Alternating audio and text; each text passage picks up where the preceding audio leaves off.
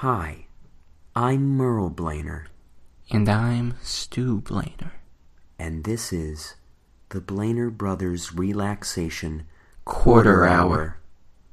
Today, we're going to take you on a journey to financial emancipation.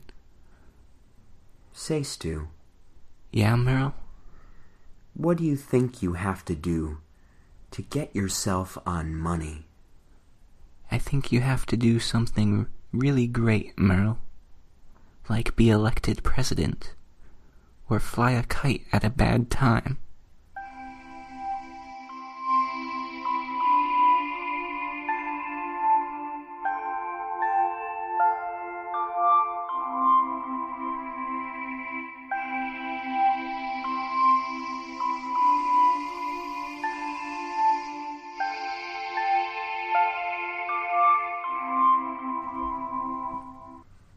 Picture yourself as an adult. If you're an adult, there's no need to imagine. If you're a child, think of yourself as a grown-up, with grown-up shoes, grown-up pants, and a grown-up briefcase to carry around grown-up things. You have a good job, a family that loves you, and a decent salary from previously mentioned job. What are you to do with that money, you say? Well, we're here to discuss that. Walk out of your house, a house that you own. You got a steal on a low-rate mortgage, only 25% interest. Good for you. Lock the door behind you, because this neighborhood can be pretty difficult at night. Walk down your steps and into your car. You're leasing. That's okay. It'd be better if you owned it, but I'm not here to judge you. Get in the car, turn the key in the ignition, release the parking brake, hold down the clutch, put in reverse, and back up. You realize that you cannot drive a manual transmission automobile, so take the bus. It's okay to take public transportation. As you arrive at your destination, the bank, think about why you're here. It's because financial planning is very important. Why, without financial planning, how would you clothe yourself? How would you feed your family? When you go to visit your cousin Benrick, and you see how happy he is with his dog of 7 years, how would you purchase it from him if you didn't have money? So enter the bank with this in mind, and walk up to the clerk and say, "I would like to make a withdrawal." "Yes, sir," the clerk would say. "Can I please have your account information?" "Certainly," you say. You pull out the prepared strip of paper and pass it to the clerk. The clerk's face goes white, and you pull out your 2 pistols. "This is a hold-up," you say. "Just give me the money, and we can get out of here quickly. And if you think about being a hero, just remember, the last hero that crossed my path. Never worked at a bank again. I think he's in real estate now. It's a bluff, of course. This is the first time you've robbed a bank. And with any luck, it will go so well that it will be the last. You look back on your life and wonder how you got here. You've been riddled with debt. You've had a hard time just paying your bills and getting food on the table for your family. But this is a cathartic exercise because you hope to achieve financial independence. And what better way than bargaining for it by using strangers' lives? Everyone behind you in the bank shrieks when they see your guns. They're not flashy guns.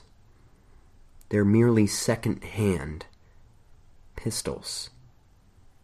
Sure, brand new shiny guns would scare the hostages more, but this is a matter of frugality, and by buying cheaper, longer-lasting alternatives, you may reach financial independence a lot sooner than you thought. One lady faints. You're kind of concerned, but then again, you're focused on your goals. One man tries to reach for his cell phone in his front pocket. You immediately spring into action. All right, you shout. If anyone moves, I will blow your head off. People start crying. People are paying attention to you now. You've always liked attention, but this is way more important. You look at everybody, their eyes meeting your eyes, the beads of sweat dripping down their brows. And you realize that you are in the driver's seat, not of your car because, again, you don't know how to drive stick, but in the driver's seat of financial freedom. When you were distracted by the man reaching for his cell phone, the clerk hit the alarm button. It was a silent alarm, but you can see it in the clerk's eyes. Big mistake, you say, as you start shepherding everybody towards the back of the bank. The police will be here soon, so it's time for a good old-fashioned hostage negotiation. Everybody steps to the back of the bank, and you order the bank's most senior employee to open the vault.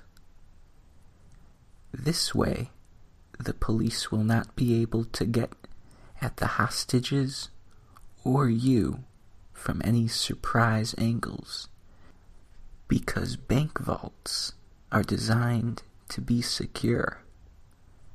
You will hoist these banks by their own petard.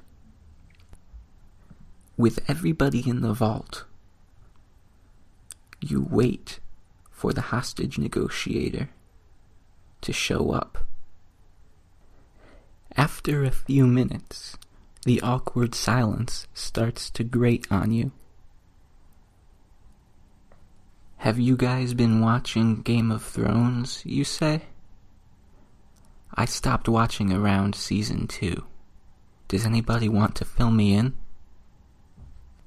And just like that, the hostage negotiator arrives. And she's a woman. A beautiful woman with flowing, silken hair and a complexion that is comparable to a bowl of milk. Cool, yet refreshing. You're stunned. You're taken off guard. And all of a sudden, you feel powerless. The negotiator looks you straight in the eyes and says, "All right, big guy, what's the deal?" Your feelings are hurt as you've been trying to watch your weight to no avail. You start to perspire. Your knees are trembling. You feel like you're in grade school again, forced to talk to your crush. "Oh, well," you say with a waver in your voice, "I just came to the bank to get some money." She chuckles, and you nearly faint. "I made her laugh," you think to yourself. 1 point for me. She brushes her beautiful, flowing, honey, smooth hair over her ear and says, "Well, that's what banks are for. But you tried to do it the wrong way." Now, since you made her laugh, you have to find a way to impress her. You decide to take out the biggest, strongest hostage to show your strength and dominance. You walk up to this large man and hit him in the side of the head with the gun. He starts to cry, and as he tumbles to the ground, "I think it turned her on," you think. "I think she thinks I'm cool."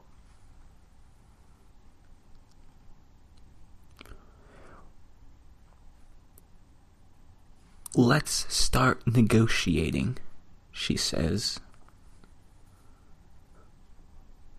"How about, in exchange for 2 hostages, I get you a pizza? Those hostages look hungry, and you do too." You think to yourself, is this some sort of trick? I have a lot of hostages, and I am pretty hungry. I could spare some of them for some pizza. But don't sell yourself short. You hold all the cards here. You could ask for sushi, or Indian food, or even those 6-foot party subs that your wife never lets you buy. You have a feeling this negotiator wouldn't hold the prejudices against party subs that your wife holds. And that gives you an idea.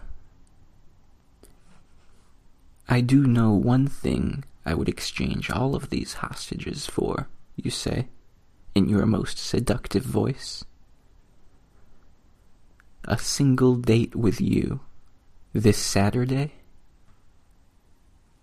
You wink at her. She looks puzzled, but maybe, you hope, also intrigued. Are you serious? She asks. Of course I am. How do you feel about Korean food? You ask. If you're serious, send the hostages out. You do so. You wave them out, including the weeping muscular man. who you previously smacked in the side of the head with your pistol.